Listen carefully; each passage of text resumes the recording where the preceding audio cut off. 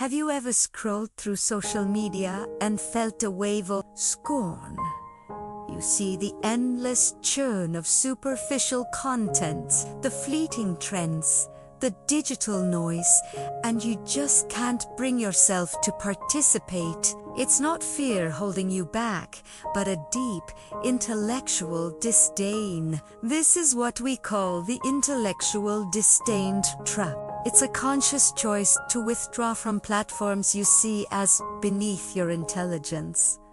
You're not afraid of being judged. You're afraid of being intellectually contaminated, of losing your depth to the shallows. Today, we're diving into the psychology behind this feeling of intellectual superiority. We'll explore how withdrawing protects your focus, but also risks isolating your most valuable insights. This disdain isn't just snobbery, it's rooted in a profound need for meaning and depth. When you value complex thought, nuance, and substance, platforms that reward brevity, simplicity, and spectacle can feel hostile. The psychological mechanism at play here is what we can call triviality avoidance. You find it impossible to reconcile your deep inner world with the simplistic demands of the digital stage.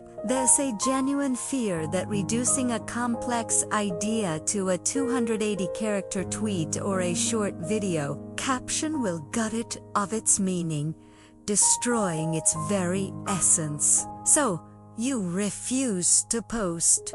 This refusal becomes an act of intellectual integrity, a quiet declaration that your ideas are too valuable, too intricate to be subjected to the fleeting, fractured attention economy of the internet. You choose silence as a way to preserve the integrity of your inner life, keeping your thoughts pure and untainted by the digital marketplace.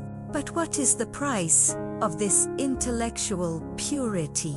The great cost of this withdrawal is unshared wisdom. Your unique, valuable, and potentially world-changing insights never reach a wider audience.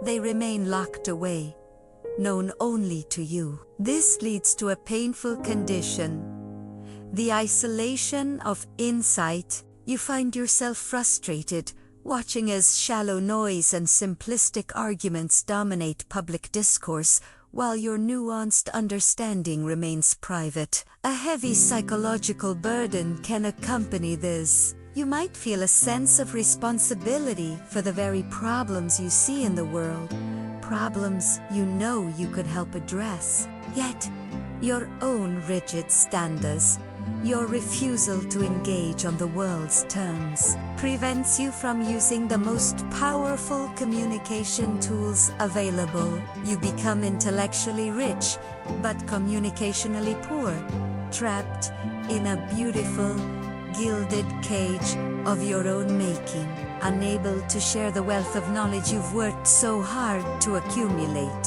So, how do we break free from this trap without sacrificing our intellectual integrity? The healing begins with a shift in perspective, a practice we can call communicating down. This isn't about dumbing down your ideas, it's about intentionally mastering the art of simplification and brevity to make your wisdom accessible.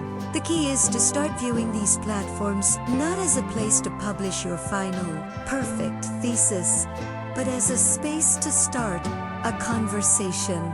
Think of a post, a tweet, or a video as a spark, not the entire fire. The goal is to separate your intrinsic value from the format of your message. Your worth is not defined by the medium you use. Practice this mantra. This simple thought is enough to spark a complex conversation. The crucial step is to tolerate the inherent imperfection of the medium. You must recognize that true influence, true change, requires meeting people where they are, not waiting for them to climb the ivory tower to find you. It's about building a bridge, not just admiring the view from your high ground.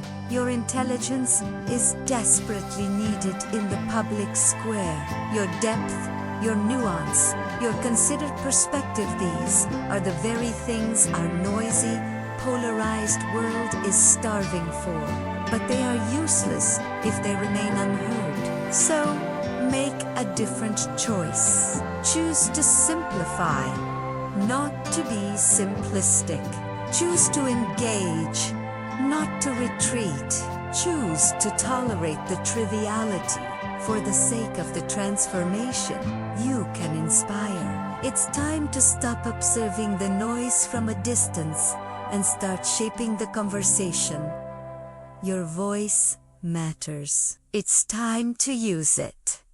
Thank you for watching. If this resonated with you, consider subscribing for more explorations into the psychology of our modern world.